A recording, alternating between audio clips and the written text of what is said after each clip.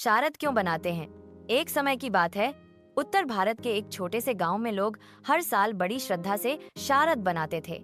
शारद का अर्थ होता है पितरों का स्मरण और उनके प्रति आभार प्रकट करना। परंतु गांव के एक युवक अर्जुन को यह परंपरा समझ में नहीं आती थी।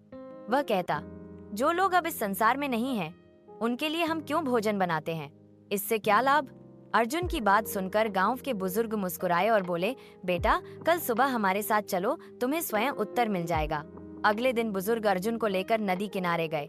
वहां उन्होंने शारद के लिए पकवान बनाए और पत्तल पर परोसकर मंत्रोच्चार किया। अर्जुन अब भी असमंजस में था।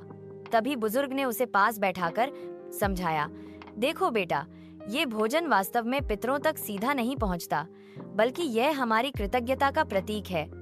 जब हम शारद करते हैं तो हम अपने पूर्वजों को स्मरण करते हैं, जिन्होंने हमें यह जीवन, संस्कार और परंपराएं दी। यह हमें विनम्र और आभारी बनाता है। उन्होंने आगे कहा, जैसे एक पेड़ अपनी जड़ों से रस पाकर हरा भरा रहता है, वैसे ही हम भी अपने पितरों की वजह से इस संसार में हैं। शारद करना उन जड़ों को जल देने जैसा है। और सबसे महत्वपूर्ण बात, इस अवसर पर जो अन्न ब्राह्मणों और जरूरतमंदों को दिया जाता है, वह पुण्य बनकर हमारे परिवार को सुख और शांति देता है। अर्जुन की आंखें खुल गईं। उसने महसूस किया कि शारद केवल रीति रिवाज नहीं, बल्कि पितरों का सम्मान, दान और संस्कारों की याद है।